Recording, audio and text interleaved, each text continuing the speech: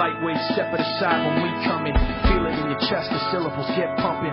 People on the streets that panic and start running. Words on loose leaf sheet, complete coming. I jump on my mind, I summon the rhyme, I'm dumping. Heat on the blind, I promise to let the sun in. Strip of the dark ways, we march to the drumming.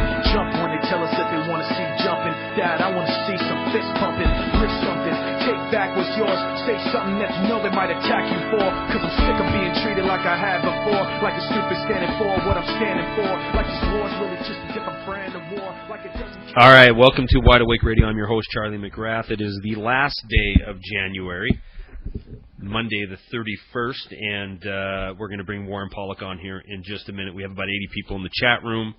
If you would like to join them, go to wideawakenews.com, click on the chat room, click on Wide Awake Radio link, and that'll take you to the chat room, and you can participate in the show. I want to say a quick word about the chat room before we get going.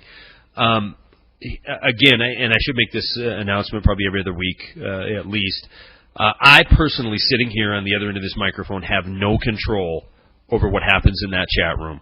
I can't talk to Warren or the guest of the show that evening and monitor every word that's said in there. Therefore, from the very get-go, when we first started having a chat room, which was about a week into the program, I picked some people who were long-term Krabby Dog Tricks YouTube people who followed that channel and were at the show from the very beginning. And I spoke to them. They understood that all viewpoints are tolerated. The only thing that isn't tolerated is attacking or dropping, sitting there, spamming the room. These people I gave the chat room to. There's three of them. They monitor the chat. They are responsible for the chat. If our room turns into some of the rooms, which is nothing but hate going back and forth and F this, F that, then we won't have a chat room. So I can't do it. They do it. It's not my room. It's their room. It's your room if you're in there. We have probably the most successful chat room I've seen in internet radio, consistently 100 people a night or more, and not a lot of backbiting and infighting, and not a lot of racism, and not a lot of garbage going on in there, and it's because of the monitors. I'm saying all this because if something happens and you get booted out of there, okay, chances are you won't be booted the next day if it's just a misunderstanding.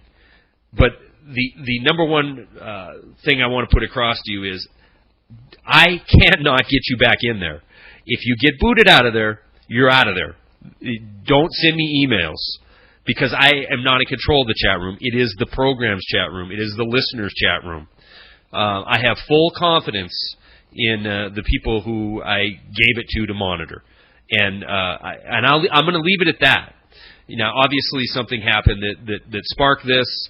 And it's very unfortunate when there's bickering going on. But to be honest with you, if I took the time to handle everything that happens in that chat room that could be considered a complaint or whatever, then this show would turn into nothing more than a political, hissy fist fight. And I don't want to. I'm not going to do that. I would get rid of the chat room before I get drawn into that. And that's not going to happen because we have monitors. I think they do an absolutely fantastic job. If you have had your feelings hurt by one of those monitors, I apologize. But there's nothing I can do about it. It's organic. It's the shows. It's the listeners. It is not mine. So I will not monitor it. I will not step in if somebody's been booted. Then take it up with the person that booted you. It wasn't me. All right, that's enough said about that. If you want to follow the program day to day, you can find out who's going to be the guest by going to Facebook/Wide Awake News, and Bonnie does a great job of posting that. Of course, the YouTube channel is Krabby Dog Tricks. It's Monday. Every Monday we have our overview expert, Warren Pollock, on, and I think he's going to have a lot to talk about tonight. But before we get going on that, I want to look at a few situations going on around the world. I'm uploading a video right now speaking to the fact that your liberty is being usurped daily, and now it's a point of going after free speech and free thought. And in the video, and right now, I'm going to say, we got to go back. We got to go back and look at the beginnings of this over the last decade. 2001, we have a terrorist attack that spawns the Patriot Act. Out of this Patriot Act comes the loss of liberty, the liberty-usurping Patriot Act that sends hundreds of thousands of troops around the world so they can go fight and die in litter boxes, thousands of our troops dead, tens of thousands of them maimed for life, hundreds of thousands, if not millions of citizens of the world obliterated so we could go fight a faceless, nameless enemy that cannot surrender and we cannot defeat. It's the perfect war for the military-industrial complex because it will never end. It cannot end because there is no enemy to crush. There's no one to kill. There's no final guy that's the end of it. There's no Adolf Hitler that we kill him and it ends the Third Reich forever. This will go on in perpetuity because it's designed to go on in perpetuity. A few years after that, we have the financial terrorist attack. This time, we have trillions and trillions of our dollars given to a bunch of, in my opinion, terrorists who held us at gunpoint, usurping our financial liberty from the future because we're stealing trillions of dollars from the future in order to pay for the sins of a very select few. Now, we see the world pushing back in 2010 and 2011 and late 2009, where you have social unrest around the world. You have it starting in Greece, then spreading to Portugal and going to Ireland, England, France, Tunisia, Egypt, and Americans sit back and say, well, it can't happen here. It's not going to affect us here. I got news for you. Not only can it happen here, not only is it likely to happen here, it is guaranteed to happen here. It isn't a matter of if, it's only a matter of when. When it comes to the shores here, there's a lot of people who are going to be in for a very, very rude awakening. The guy who said to me today, there's no way that it can happen in the United States like it's happening in Egypt right now because they're a certain ism, is not living and based in reality. The fact of the matter is, inside of 24 hours, Egypt managed to shut down 97% of the internet traffic going in and out of that country.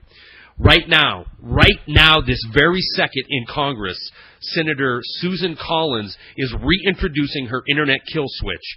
This is a piece of legislation that the head of the Fatherland Security Commission, Joe Lieberman, says is absolutely, let's bring the words out again, it's systemic. We need to have this kind of power for the president, so in case of a cyber terrorist attack, we will be able to protect the freedoms of the American people. And I can guarantee you this. I can guarantee you one thing. When you have a bureaucrat, an official in D.C. coming on television saying, we're doing this in order to protect your freedom, to protect your liberty, and to secure the blessings of this country, you could flip that around 180 degrees and get somewhat of the semblance of truth of what that message is. The fact of the matter is, when you have that bureaucrat standing in front of you, he's going to usurp your liberty, then he's going to smack you down and take your money in order to pay for it. That's a fact. This isn't something that I'm making up that could happen in a few years. This is something over the last decade we've seen happen time and time again. And ask yourself this question. What purpose on earth does it serve to shut down free thought, to shut down free speech?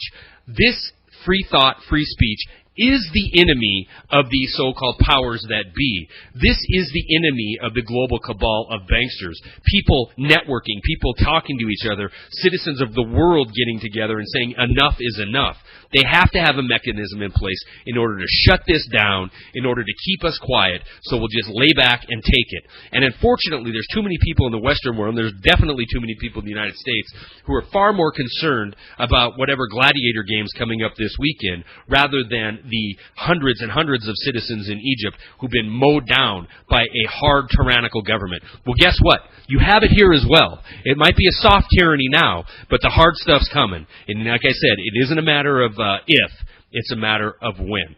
All right, let's bring on our guest tonight because I want his take on the last week of activity in Egypt and Tunisia before that, and how that just ties hat in hand, part and parcel rather, with what's going on in Europe, Greece, Ireland, France, Great Britain. Warren Pollock, wepollock.com, good friend of the show, good friend of mine. Welcome to the program once again. Well, I think it was humbled by one of the viewers because in the last few weeks, one of the viewers brought up Tunisia and Lebanon as a crisis point. Now, looking on the map, I was looking at where Tunisia was, and I'm figuring North Africa, and it doesn't really have anything strategic of interest. And Lebanon has, been in a state of turmoil. It used to be the Riviera of the Middle East, and for decades now, it's been in a sense of a state of turmoil. So I wasn't thinking too much of that. But demographically, when things shifted over to Egypt, I think the whole game has changed, because in Egypt they have the Suez Canal, and in the Suez Canal, there's only about 5% of the world's oil that goes through that canal. However, to reroute the oil to Europe, it would have to go around the Cape of the Horn of Africa, and then it would have to go around the Cape of Good. I think it's Cape of Good Hope around South Africa. Let me just check that as we're talking. But it has to go all the way around, and that's an additional 14 days for oil to reach via tanker, and it has to go past Somalia, which is in a volatile state, and the Gulf of Aden, and it also raises questions as to stability in that whole region. But I think one element of the instability there is because of the age of the people there. And most of the people in that country, the median age is around 20, 26, 27. And these are people who have price-controlled food up to now. They had price-controlled oil up to now. And these people are, in a generation, a generational demographic where the status quo, a guy that's in place 30 years, just simply is not acceptable. Now, to us, politicians such as congressmen and senators shouldn't be in place for 30 years, and they are. And after 30 years in power, they do what's best for themselves.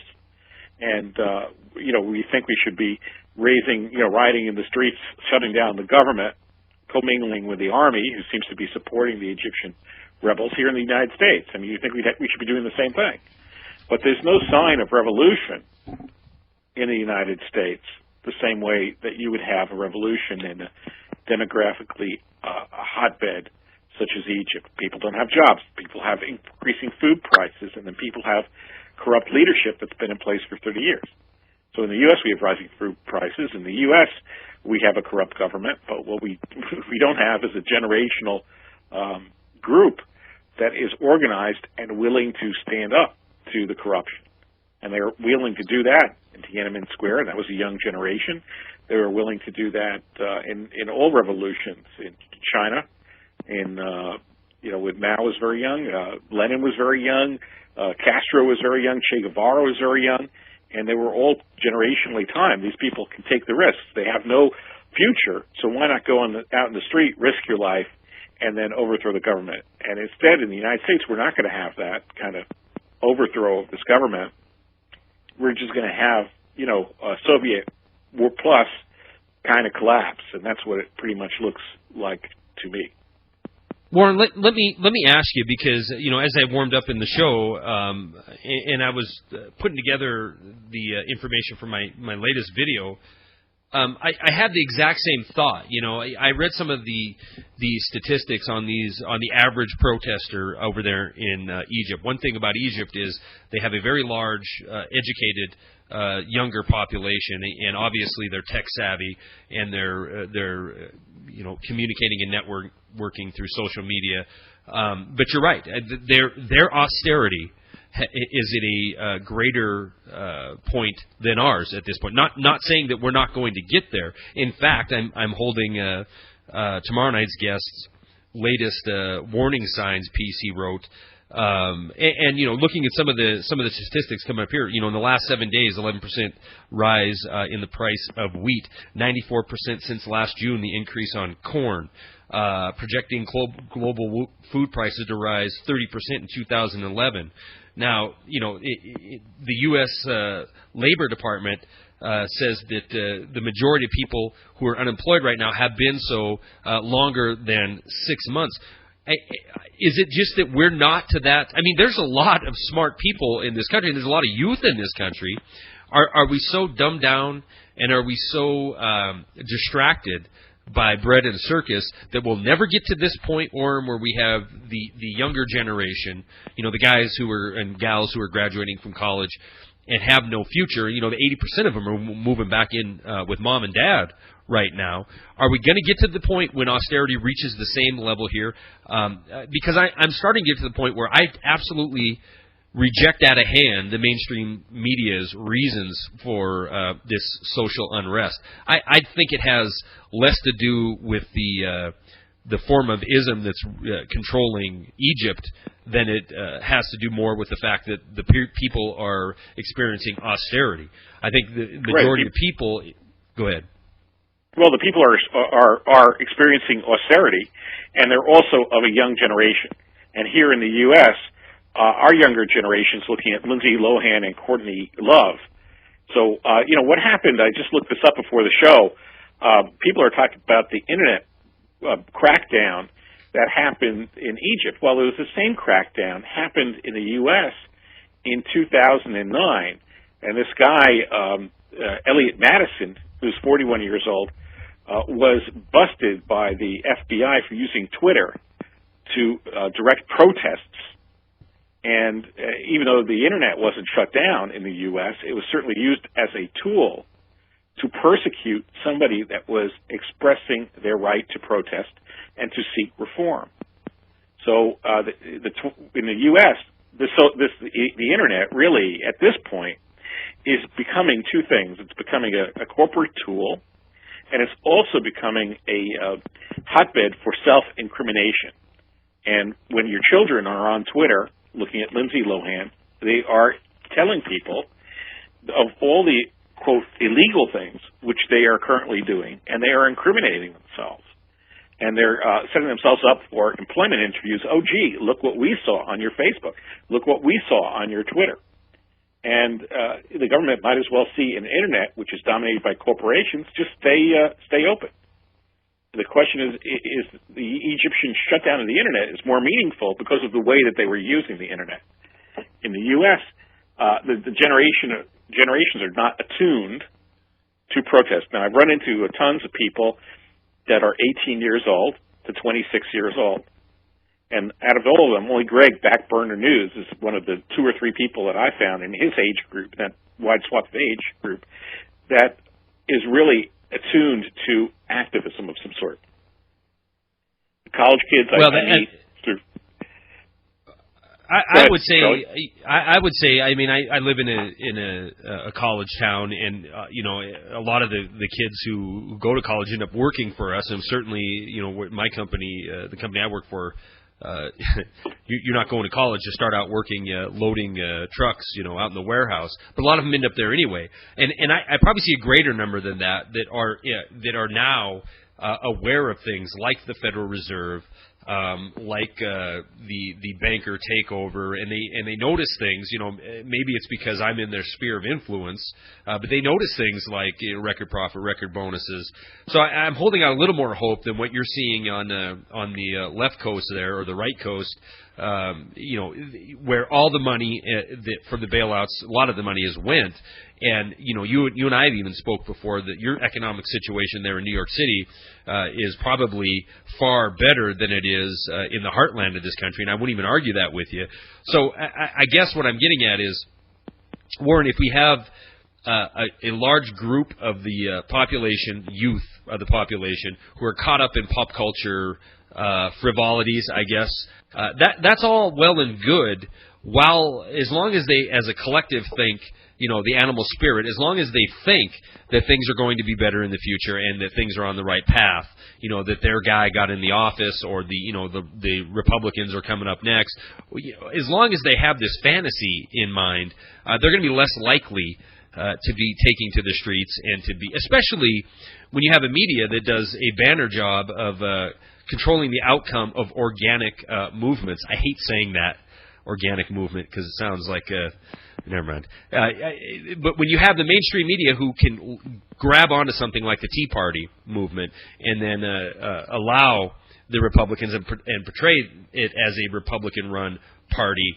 in a system where things are not as bad as they are in, let's say, Greece or Ireland or England, certainly Egypt or Tunisia, that the youth or even our age are not going to get upset. But all this talk, I'm leading up to one thing. When the austerity hits that level here, won't we have that? Or are you convinced that we're just so fat and lazy, and we're all taking our Paxil and we're all taking our Soma, and we care about the football game, but we don't care about the future of not only ourselves but our kids. That it's a lost cause. I'm holding out some hope. Go ahead. I mean, I think a lot of it is dissonance, Charlie. I think a lot of it is dissonance. Is that let's say I take an older generation like 61. So when I'm talking to a guy that's 61, he's been out of work for 2 years. He's running out of unemployment insurance. He picked up a part-time job at 1/10 what he used to earn, and he's hoping that this will make him eligible for another round of unemployment insurance. So he asked me what I did for a living. I says, well, I'm a full-time activist in search of reform in the U.S. system, the U.S. political system. He gave me this look like, what the hell? Who are you? What? That sounds like a good idea. But, he's 61 years old. He's been to 100 interviews. There's no future for him in this current context. Right. And he's not angry. He thinks there's some way to get ahead. Yeah. All right, we're going to take your calls, 877-342-6673. If you have a comment on the riots going on around the world, it isn't isolated for sure to Egypt, call in, 877-342-6673. We'll be right back with Warren Pollock. By the way, there's 120 people in the chat room. If you would like to join him, wideawakenews.com, click on Wide Awake Radio, and you can join him. We'll be right back.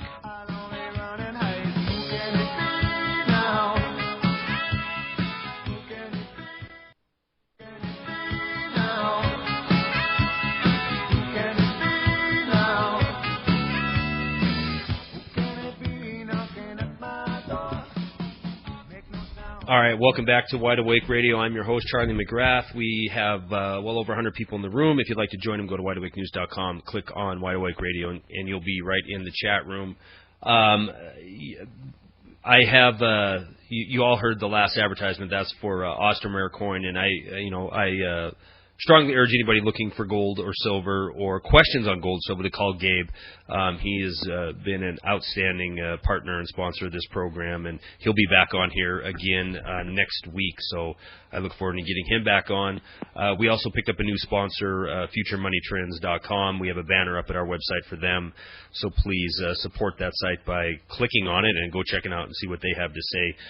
Warren, I opened up the line for calls, and we have we have Al from Wisconsin on. Sorry to call you a guy. Al from Wisconsin, and I think this is the same gentleman who brought up what was going on in Tunisia a week ago. So let me go right to that if you're okay with that. Sure, I think it's great. Okay, Al, are you there? Yes, I am. Yes, I am. Thank you for the call. I appreciate it. Yeah, I thought I recognized the name. So, you sparked the topic for tonight's show. So go ahead. I'll give you the floor. Thank you. I'm honored. Sadly, I never actually seen Egypt coming. I knew that I was very suspicious about Israel because I know that they're looking for an excuse to raise gas. I mean, they just want to kill us. I mean, we got our electric bill this month, and our electric bill is like $65 more than what it should be because of taxes. But I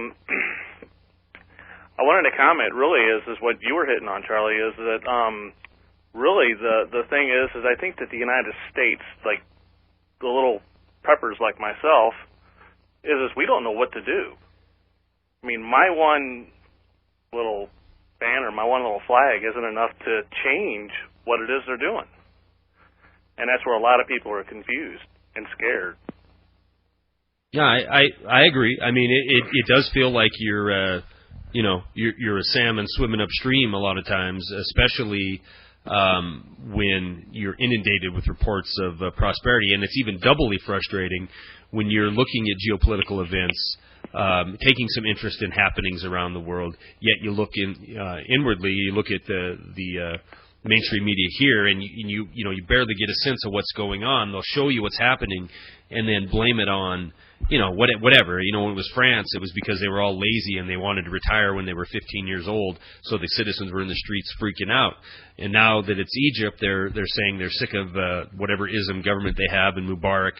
The fact of the matter is, I think you're seeing an awakening around the nation, around the globe, A large part, it is because we are the whole world is so connected now, and in another part, it's because citizens, after 2 years of absolute plundering by banks, not just in America or Canada or Mexico or Western Europe, but globally, people are starting to push back, and it's very, very frustrating to be Al in Wisconsin, seeing what's going on, understanding it, trying to talk to your friends or coworkers about it, and then being marginalized, made fun of, whatever. So I say that obviously you brought this subject up last week. You're informed. You're preparing in any way you can. You do what you can do, and that's what you need to keep doing. The biggest battle you've already won, which is mental preparation. You know what's in store for this country because you're looking at the world as a classroom, and you're seeing Egypt over here. They're at recess and they're fighting in the sandbox. Well, guess what? Eventually it will affect us here too. So, I'd say hold out some hope and hold out. Stick to your guns. I mean, you're far ahead of the average person in this country. Just being informed to what's going on. Warren, did you have thoughts? Well, yeah. I mean, a common thread of this is that there's an awful lot of people that don't have jobs worldwide, and there's a shortage of resources: oil, food, energy, and it's mostly how things are organized. I mean, there isn't a real shortage there. I mean, it's just that we've been misallocating all our resources and fiddling away fossil fuel and oil and not planning for the future. And I'm in favor of a high standard of living. But you have to go and think that empire was part of that standard of living. And when this empire becomes unglued in the Soviet Union, we saw their sphere of influence collapse. And the U.S. is now holding a fragile global empire together, and of dictators, of other governments, and in Egypt and elsewhere. And once they let go, they can't enforce any of the enforced stability, then things become unglued.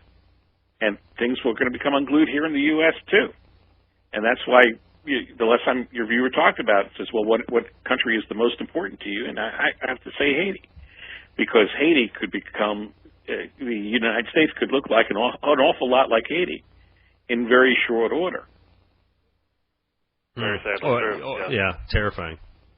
Terrifying. I'm sorry, Al, like go a ahead. model of failure. Yeah.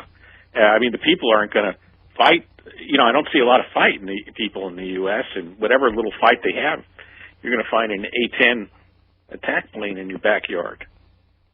Dropping that's why they're building that police state. Yeah, lighten you up with some 30 millimeter depleted uranium for breakfast. Al, did you have any other? Go ahead. I don't know. Every time I've seen those planes, I've had to hit the deck because they're so scary. The A-10. Well, but you're a radical lunatic, anti-government zealot if you dare talk about the police state, yet we live in it. I mean, 10 years ago, before 9/11, you didn't drive down to your local intersection, your first intersection you run into, and see a traffic cam pointing in every direction. 7, 8 years ago, you didn't have 60,000 blue uniform TSA Gestapo waiting to run you through a naked body scanner that happened to be sold to the U.S. government by the former head of Fatherland Security. So, to think that what we're saying is out of line, or what we're saying is potentially stirring up a fervor that isn't warranted is exactly, that in itself is hysteria. That's hysteria put out by the government, trying to deflect and trying to stifle what they know to be the truth. Yeah, Donald Trump was in the media recently talking about a presidential run. So he talked about the relationship with China and how the great imbalance has occurred for a very long period of time. So people do understand what's going on. It's just that these imbalances have been allowed to accrue, and now, instead of correcting them, we are getting further and further and further into the looting stages. And there's an awful lot of momentum of looting. Charlie, I sent you, I don't know if you got it, but the correct number of governments that are in the United States. Did you see that link? Or I did see that link, but go ahead and share it. I'm looking for it right now, but I think it was in the 87,000 range. Yeah, it was 86,000, 87,000. And originally you had done a video where you talked about how many? 36,000? 36,000. Then I upgraded it to 75,000, and then when I look at the census figures, it turns out to be 87,000. So can we afford to have 87,000 government? So a lot of people say, oh, we need no government, or we need a local government, but we certainly don't need 87,000 of them. But that's it. That is prosperity. That is the new prosperity. You either work for the government or you work for the police state apparatus that supports that government. I mean, what else is there? Every other private sector is in decline because of the actions of this government looking out for our liberty. So there is no fallback position other than a completely government-controlled economy. Al, are you still on the phone? I keep ignoring you. Are you there? Sorry. Did you have another call, or did you want me to... No, you're fine. Did you have another point? I have a question for Al. Sure. Okay, go ahead, Warren. I have a question. Yeah, just in the conversation.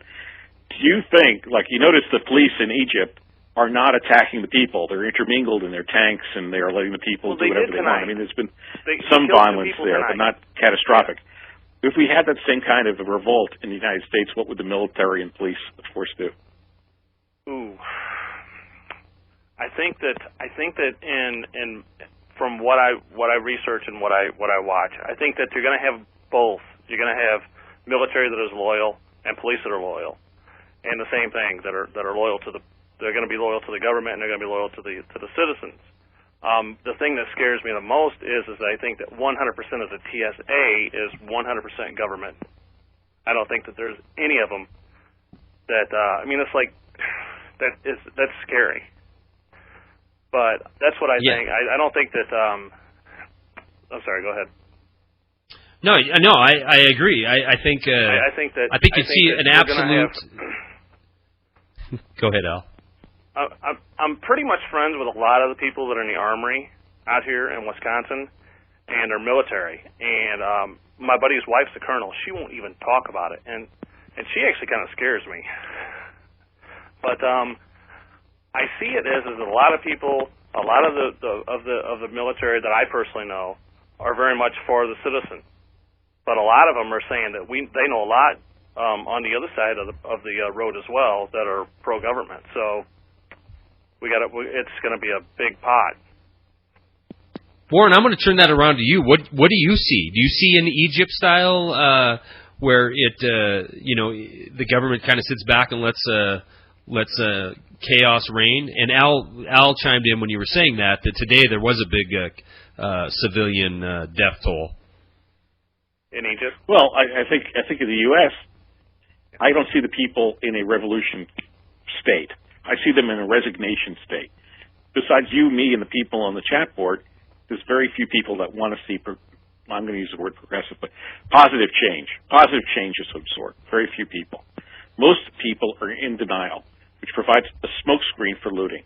And then when you look at the government, they're spending untold amounts of money on security. And it's not just the TSA. I mean, the TSA is the tip of the iceberg. I mean, they have programs called Total Information Awareness, where they're monitoring everything on the Internet, every piece of social networking, every library book that you check out. There's some libraries that don't want to forward information.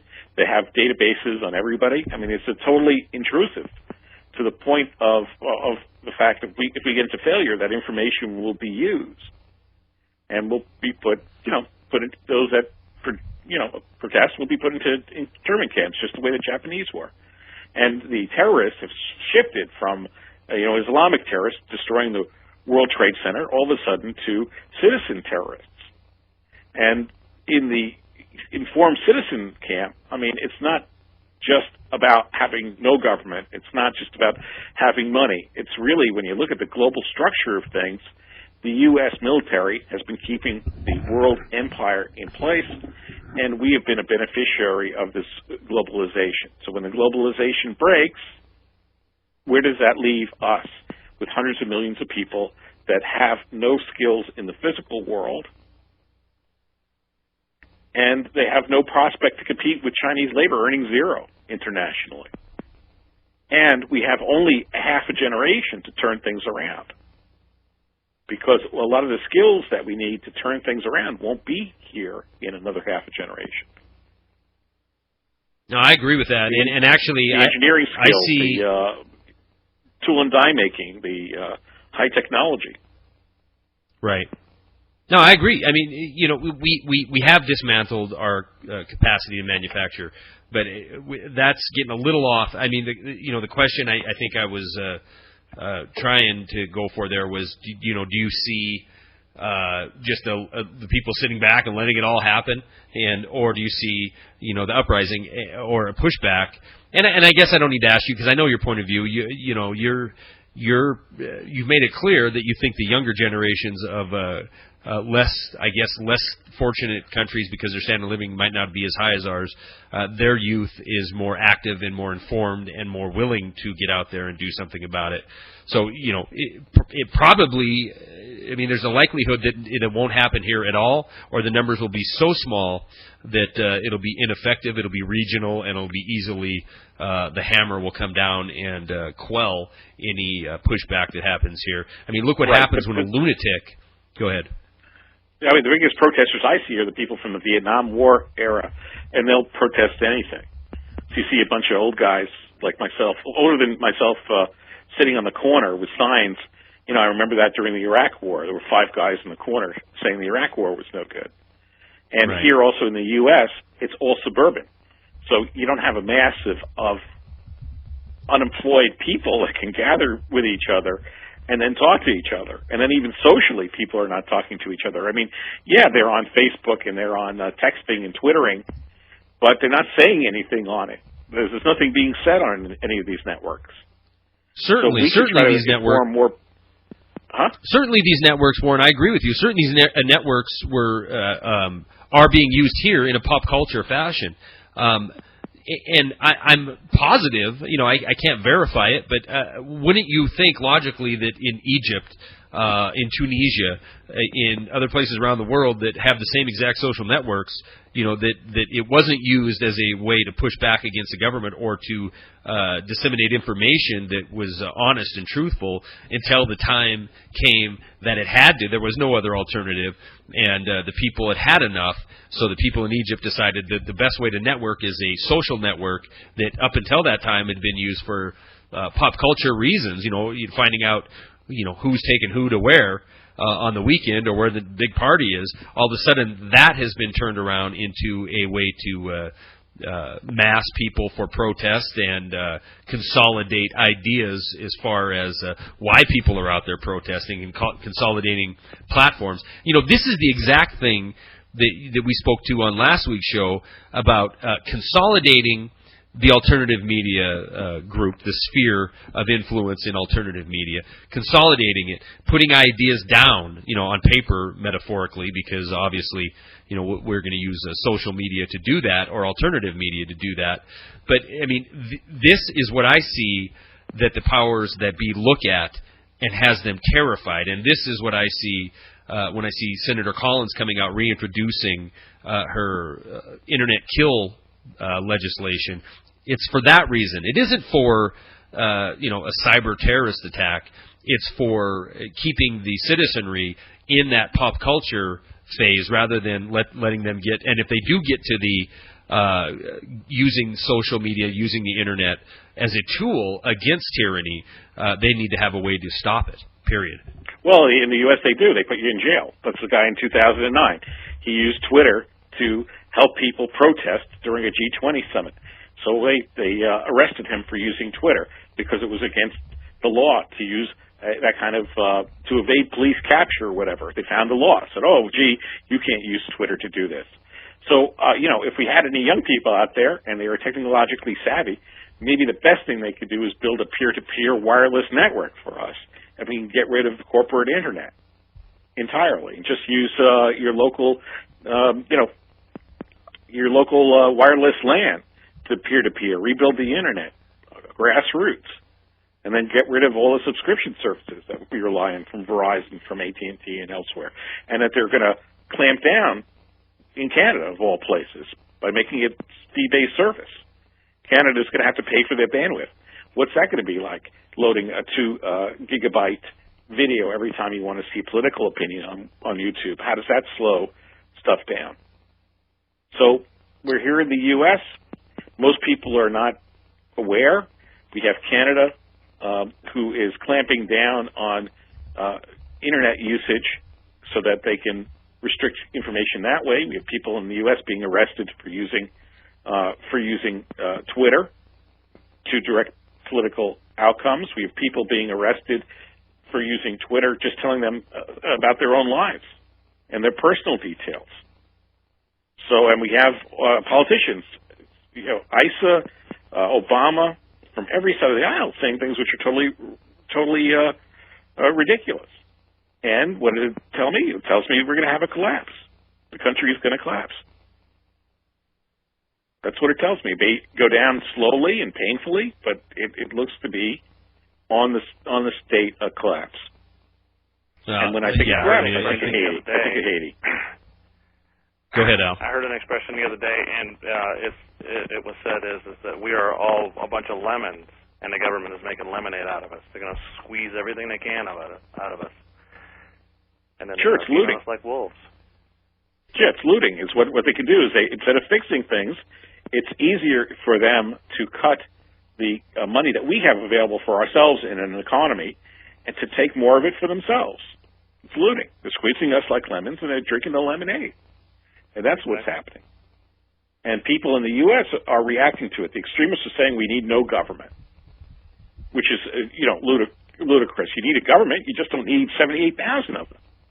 Exactly. 2,000's enough. Yeah, 2,000 I agree. is enough.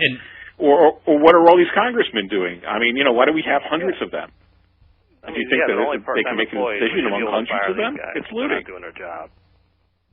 It's absolutely looting, and this started. It had to come to a head, and Warren and Al, I truly believe that's where we're at right now. And I think if you look back, like I said at the opening, if you look back over the last decade and you track the trajectory of our country, it points inevitably to where we're at today. We start out with we have to have a reason for a police state. So the police state comes out of the Patriot Act, out of 9/11, and then we have to have a reason to usurp any financial liberty that this country might have. So we have this financial terrorist attack, and now we need to control the thoughts and minds of the citizenry. All being done, all of it has been done with the promise of protecting your future, protecting your liberty, protecting freedom, protecting free speech. And, even the president was out last week saying, or just the other day, along with Hillary Clinton, talking to Egypt about, you got to restore the social media sites over there. You got to restore the internet. When in their own homeland, their own home country, they have senators proposing legislation that would do exactly what's happening in Egypt right now.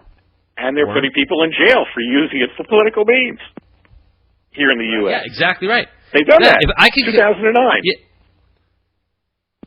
Yeah, I can come on here, Warren, and you and I can talk about any subject under the sun, as long as it's raunchy and titillating and it has the pop culture media or the pop culture mentality in mind, and we'll be fine. There's nothing we can't say. We can sit here and talk for a week about gays in the military. We could talk about race relations. We could talk about anything and everything that, like I said, is meant to titillate the masses into not seeing the boring truth, what's happening around them, which is a looting of the country and a absolute destruction of any liberty that's left.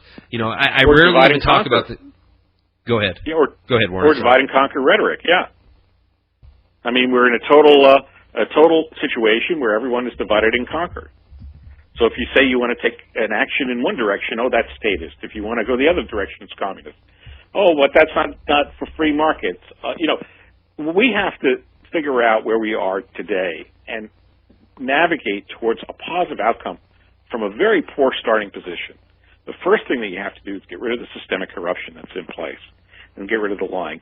You can't have people in the Daley family in Chicago who used to work for J.P. Morgan Chase, your major economic advisor. You can't have a guy that was a beneficiary of a bailouts as an executive of GE all of a sudden on your advisory team.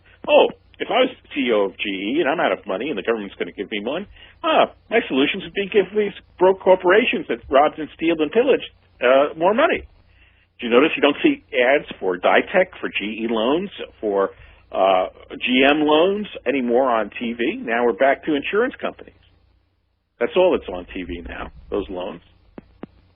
So it's all lost. I was going to say, unless you look at it is. It's crony capitalism. It's corporate crony capitalism. That's what it is. Crony capitalism. Right, and I can find a Goldman Sachs advertisement banner that they probably pay $100,000 a month to run on Bloomberg. When they shouldn't even be in existence right now. I can see one of the too big to fail banks sponsoring the World Series this year. They shouldn't even be in existence right now. Yet I can go look at the troubled bank list, these regional banks who did it right, and they didn't get involved in subprime lending, and they didn't get involved in the derivatives nightmare that these too big to fails created. And there's 1,000 of them on the endangered species list. But none of this is news. None of this is. It's stunning to me what is considered normal, mainstream, and just cost of business. And this is on every single level, Warren. I mean, when my boss, who's also my best friend, says to me when we have a debate on traffic cameras in the town I live in, and I'm told by the same guy, same generation, same age as me, collegiate wrestler, outstanding athlete, All-American, that it's no big deal. If I'm not doing anything wrong, then I have nothing to worry about. This is the mentality that's crept in, and this is the reason, I think, why we're where we're at now. And this is the reason why I have untold amount of respect for people in nations that my government says I shouldn't have respect for. I have a lot of respect for these kids who are in Egypt dying in the streets today, or the ones in Tunisia, or the guys in Greece. I envy their tenacity, and I long for it to be here. Yeah, same thing with me. I mean, these people are heroes in their respective countries. Absolute heroes. Yeah. And then all of a sudden, in Egypt, it's like, it's so funny. There was no anti-American sentiment in this kind of riot. At least that's not been told to us in the media. But a lot of it is internal. People in that country are just pissed off, and rightfully so. They have a corrupt leader in place for 30 years, and they have no prospects going forward. So guess what? In the U.S., we have corrupt leaders who've been in place for 30 years, every single congressman and senator that you see. And we have our prospects going down the tubes. And we do. We have to have fundamental reform. We have to throw out the whole system, government, go to a parliamentary system, outlaw the Democratic and Republican parties. We might have to get a special prosecutor, start prosecuting all the people in the government that have ties to corporations. I agree, Warren. I would let you go on, but I know tomorrow you're going to get a checkup, so I'm not going to let you go off here. Plus, the computer is going to cut us off any second. So, Warren Pollock, Al from Wisconsin, thank you both. I appreciate the input, Al. And Warren, I always appreciate you on Monday. Warren Pollock, wepollock.com. Please check him out. Stay tuned. Jeff Rintz is coming up next. Tomorrow night, I have Michael from theeconomiccollapse.com and theamericandream.com.